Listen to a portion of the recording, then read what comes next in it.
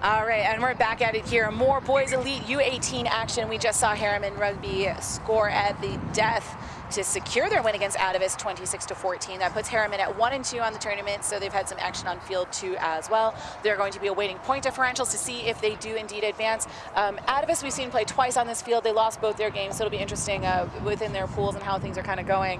We are now looking at the Atlantis U17 team playing against Play Rugby USA. Score currently scoreless, 0-0. It is Atlantis Rugby in the teal and Play Rugby USA. And this is one of our favorite players from earlier. This is their #1. One of the #1s, right? Well, Play Rugby USA only had 1, I believe. Oh no, you're right. Yeah, yes, they have 2 #1s. That's right. We like them both, though. I believe Kamari Charles, if I was a guessing person between the 2 #1s and their names. So if this is Kamari, then he is one of the Play Rugby USA players. He had a magnificent game in their earlier matchup that we saw Play Rugby USA just absolutely dominating early on. One of our other favorite players, #3, Ryan Hercules, a big, powerful player. So watch for him from Play Rugby. This Atlantis team, this is their U17 team. They are listed as Atlantis 2, but they're not split 1-2. They're split U19, U17. Some of the standouts from that earlier game, definitely #6, John Dorman. He was their leading try scorer. He was just creating so much opportunities on the field. And then #1, Chase Shore as well. So Atlantis in the teal with their Roman numerals playing homage to the Lost City. We were actually supposed to have a team from Bermuda here. It would have been fun to have them against each other because I think they might have just all disappeared into we'll have like a Utah triangle. No kidding. Well, it's fun also having Ashley on here. It looks like I've been replaced. I know, it's always fun talking with Ashley. She's a player I've been able to see play a lot in the Midwest, so have scouted her a lot playing in Davenport, and of course, like with our Stars Rugby 17, we've had 7 girls from Davenport play, and Ashley has played on our top team in Las Vegas, so, did play against USA, played against Team Canada when we were in the LVI there. She played with us in Calgary last year, and has really just grown so much as a player. Yeah, she has. She's gotten a lot better, and it's fun to have her as a hometown hero. Absolutely. I didn't realize she was Harriman. I mentioned Snow Canyon earlier. Some great work here by Atlantis. Look at these offloads. Movement. Yeah, great ball movement and contact. Started with go forward, the big man, Chase Shore, wearing that #1. He's out of West Pines, Florida. So while the team is mostly Pennsylvania-based, there are some players from Texas, New York, and D.C. He is our lone Florida Something in the water there, here. I tell you. Something in that Atlantis water. I was just going to say, I think he's probably just used to running away from alligators, but... Is he from Florida? Yeah, I just said that. West Pines, Florida. I did, Matt, I give you a game off, and your focus and attention management. We talked about this on the field. You replaced me with You just went not 10 on the commentary. No, it's a pleasure having you back. Not 10 on the commentary. It's fantastic. But that was great work from Atlantis. Again, like just magnificent offloads. Eventually, it was that #4, I believe, Owen Sheehy from Gonzaga, a storied program out of D.C. They have won the high school national championship several times over. We see the kick converted, so now we are tied 7-7. Play Rugby USA in white, Atlantis in teal. We're going to have another barn burner. Yeah, we are. I think track meet. Another great match to watch, great speed. And I really feel like there's great awareness between both these teams. Again, well coached as well. Yeah, both these sides. You have Atlantis being led by a whole mess of coaches. I met Greg, I met Doug, I met John. I mean, Amos here, Biddy's here. The Atlantis table that was in the restaurant of the hotel. I know. Well, with 1,233 players, you can name any name in USA Rugby, and they've probably been playing for or associated with Atlantis at some point. My only claim to fame with Atlantis is that I have one of Dallin Stanford's T-shirts. We swapped. We had a friendly bet our first year of Stars ever playing in Las Vegas, and came away with, I think, his 25th anniversary shirt. You've got that and the Xavier track suit jacket. I know. Well, I'm a little jealous. One of my favorite swaps, too, was with Jeff Hostler from Team Canada that plays with Ospreys and Wales, and I've got some of his Howlers gear, too. So having played Beavers and Stars and all these teams, we're able to trade with teams, and I wouldn't be surprised if these teams were all trading once this tournament's all said and done. You see that happen in the World Cup. We're going to see this happen with high school. To see that tradition alive at the younger levels, that'd be great. So this is Play Rugby USA now currently on the attack. This is their #2. Javanti Spence, another one of the Play Rugby USA players. So while this team is a Play Rugby USA CODP, it's a Community Olympic Development Program sanctioned by the USOC. So they are now drawing from more than just the Play Rugby team that's based in New York. They got players from Xavier, from Ridge, from Fairfield, Connecticut. The majority of the team coming, though, from Xavier and Play Rugby USA, so mostly New York based. We see a turnover, and it is Atlantis now looking to counter. Atlantis playing well right now. They're taking advantage and capitalizing on mistakes. Yep, they've settled in a little bit in this match. That is Mike Weir from Doylestown, Pennsylvania, going the distance about 70 meters back downfield. Very team-oriented try. Very team-oriented try. You know, you use the tools you have, right? So if he's got the tool of speed, might as well go for it.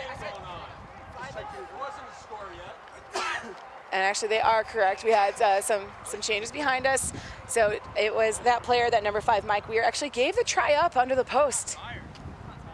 So spreading the wealth of the players. We have one of the players from Play Rugby USA coming off the field, escorted by their trainer, Karen Fury, KJ as I know her, from the famous Fury family, the Fast and the Furious. You know, she was a trainer when I was playing. She's been around for a really long time. She's an expert in her field, absolutely. Oh, 1,000%. Her husband, Tom, coaching the Play Rugby USA women's side, Karen serving as a trainer for both teams, normally associated with this Atlantis team, but also the Northeast ODA, and their children. Tess Fury just got capped for the Eagles here 2 weeks ago in the Super Series. Jake and Blaze, also big names. Jake spent some time playing over in Trinity College in Dublin, come back to the U.S. He's with Middlebury in Vermont. And then Blaze plays at Penn State. So Blaze and Tess both playing at Penn State. It'd been fun if we changed that to all about that Blaze, as we're mentioning. Because that is the team that Furies are also involved with. So they're in Morris, New Jersey. But then Tom runs the Blaze, like, high school girls team. That is another, like, developmental team. So you'll see girls here playing for Morris, playing for Blaze. They played for Play Rugby. They played for Atlantis. They played everywhere. And they're getting all these different coaching styles and all these teammate styles. So when you throw them into a USA camp, it's gonna be like, say, water off a dolphin's back. No issues there. You know, right when that song came on, I started just grooving. You know, it's such a perfect day here. I couldn't be happier. I mean, this is Nirvana. For any rugby fan, or even a non-rugby fan, you can't complain. I mean, you got a great day, great facility, great rugby. So we were saying earlier that when I was talking with Visit Salt Lake yesterday, they shared me, you know, all their sports info and how they host dance and gymnastics and hosted USA weightlifting for the Olympic trials, that they're the home to USA skiing. We saw the ski jumping, saw the alpine bobsled, luge and everything. But they only estimated 1,000 people at our little rugby event. Seeing as we have over 500 players, I think they underestimated by about 1,000 people, because all the fans, the parents, you know, the families out here, there's a lot of support for this game of rugby, and we're split among 6 different fields in action, 2 for practice, 4 for the games. There's quite the crowd, and we'll see tomorrow on finals day growing even larger. If you're in and around the Salt Lake City metro area, you need to swing down, because we got food trucks, we've got booths, we've got great rugby. You know, one of the people we haven't been able to really talk about yet here is, well, that's a major sponsor of the tournament, is Operation Underground Rescue. Or sorry, Underground Railroad. Underground Railroad. Operation Underground Railroad. They're on the backs of the Utah Lions jerseys. You see the OUR looking like a chain held together. This is an organization that has been rescuing children from sex slavery, and to date they've rescued over 500 children. They use a lot of ex-military people to come in and coordinate these rescues. They've been involved in over 187 arrests of sex traffickers. So this is something where Play Rugby USA has, or not Play Rugby, but Rugby Utah, the Lions Academy, has really been working with them as ambassadors. When they were on their tour to Europe, the Operation Underground Railroad gave them 6 shirts. They said, just wear one, give the other 5 away. And they actually have a movie called The Abolitionists. It's the same producer that produced Schindler's List, and they said, you know, if people were aware of what's going on with sex trafficking as they were during the Holocaust, how much could be avoided. So yeah, trying to raise the awareness. Organization. Absolutely wonderful organization based here in Utah, in southern Salt Lake County. Do a wonderful job. And many wonderful people that work for the organization, and we can't tell them how wonderful of a work that they are really doing.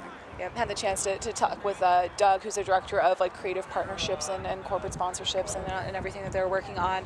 If you have the chance to watch the movie or do a donation, absolutely check them out. So it's Operation Underground Railroad. They're here at the tournament. They're on Facebook. They're on Twitter, and of course their website too. But they've done a lot actually to help grow the sport of rugby as well. They appreciated the values of the sport and the camaraderie and you know, the standards that these teams are holding themselves to, you know, with really living up to being student athletes, and they're focused on academics and giving back to the community. So they've let the rugby, the Lions Utah rugby side, make use of their gym. Yeah, absolutely. And they can accommodate 30 to 40 athletes on an indoor turf space plus all the weights, and that's really a lot of how the partnership came about. Sure. So not everyone has to go to University of Utah at midnight. Well, there are some other options at Seeds in Salt Lake. you should, because it's just awesome. But then I'm being biased. But I'm being biased. I got to be non-biased, right? I mean, it's okay. We got to use our indoor football facility at Northwestern University. Felt very grateful to our athletic director there. So even though rugby was a club sport, you know, we got to train. And it's kind of one of those cool things when you're working so hard. You know, Ashley spoke of teams waking up at 5:30 in the morning for Central Washington and training together. When you're going that late, that early, and you know that that is your team and you're the only ones doing it, that's your unique bond together. You're putting the work in. It means something. Absolutely. And it just builds the chemistry off the field. It's just an absolute must. So speaking of chemistry, back at the action on the field, this Atlantis team has certainly come together. They went down early to play Rugby USA. They are nursing a 14-7 lead. They just came together in the scrum, retaining possession of the ball. This is their number 4 scrum half, Owen Sheehy, on attack. That player out of Gonzaga High School, the storied program in DC. Speaking of your favorite coach, Peter Begetta, earlier. Yeah, I love Peter. Peter, if you're listening, how you doing? I've missed you. We need to get you back out here to Utah, coaching some of these Utah teams. You know, Peter also one of those coaches that's involved with some of these different Atavist camps. We've seen Atavist come and do so many camps here in the state of Utah. I can't, you know, look at Twitter without seeing Atavist tweeting about something. So thanks so much for your support and the growth of game of rugby. We'll watch their teams in action. I think their girls may have another game yet on this field. I know the boys, I think, are done for the day. We've been trading with Field 1 and Field 2, so we'll see what we can get the overall updates with the scores and all the action. But of course, the teams will be playing tomorrow. It is Atlantis in with a diving try. It is their number 7, adding 5 points, if not 7, with the kick on the board. That is Brian Stella. He is from Doylestown, Pennsylvania. A lot of work. It was a lot of offloads here. It was back and forth. There was a ball on the ground for a bit. We saw Play Rugby USA try to get a little bit of a chip in and chase on with the kick, but Atlantis really gelling. This U17 team playing up here in this U18 bracket of the North American Invitational Sevens. We'll watch for the kick, currently 19-7, and we have 3 minutes and 52 seconds left in the game. So we'll give a shout out again to the Emperor of Rugby, Emil Cygnus, here on the sideline, managing the substitution cards for the Atlantis team, serving as coach consultant for the day. He is wearing the green bucket hat. We all in rugby owe him a huge show of appreciation. This is a man who has coached so many programs at so many levels. He has coached with Princeton University, coaching with Atlantis, coaching USA, men and women. The stories he can tell you about traveling to Dubai and Hong Kong and all around the world, Singapore. This man is a walking encyclopedia of rugby knowledge. And I also saw has celebrated over 50 years of marriage with his wife. And the Cygnus family is certainly well known in the sport of rugby. This is a great kickoff here. So Atlantis taking up advantage, heads up rugby. There was not a Play Rugby USA covering right around that 10-meter mark. They get the chip, but Play Rugby gets the ball. They overturn it in the tackle situation, and they are running. That is the number 8 with Play Rugby USA. He's offloading. Can't quite find its mark. We see the ball go out the back, but some great ball move from Play Rugby USA. If they're looking to walk away with a win, they're gonna have to score a few tries here rather quickly, as we are 2 minutes and 40 seconds left in this game. And that number 8 for Play Rugby USA, Damon Anderson, another one of the Xavier University players. We see the ball moving through the hands now of Atlantis. And it is Atlantis on the attack. This is their number 3 carrying the ball, looking at Dan Bach from Archmere, Pennsylvania. And he dives in for the try. He gets tackled, releases the ball. He's able to get the ball in, or get back to his feet and get the ball again, which you see this a lot in sevens. Another great skill. Just because you get tackled, if there is no ruck formed, and if you can release the ball and get back to your feet, you can play it. We can't play the ball on the ground, but you can play when you're back on your feet. Yeah, it's just good awareness. It's just good awareness. Get on your feet, release the ball, then get to your feet, and then pick it up and go again. I mean, but it's quick. It happens fast. I mean, everything in this game of sevens happens fast. So it's just great thinking on the part of Atlantis. Release the ball, get your feet, pick it up and score. I mean, you know, he realized that he was isolated all alone, no support to pass the ball, or no ruck situation, so he got to his feet quickly and scored the try. And this these Atlantis U17s playing really heads-up rugby. We saw them, you know, with a cheeky little kickoff before. We see them with some fantastic offloads, some good line breaks. These kids, if they are U17, being most of them 15, 16, let's get them to be referees. If they already know the laws this well, can you imagine these guys being so fit, refereeing in the Olympics? If they can't make it as a player, why not make it as a ref? Now, we know many players here. We said at least 4.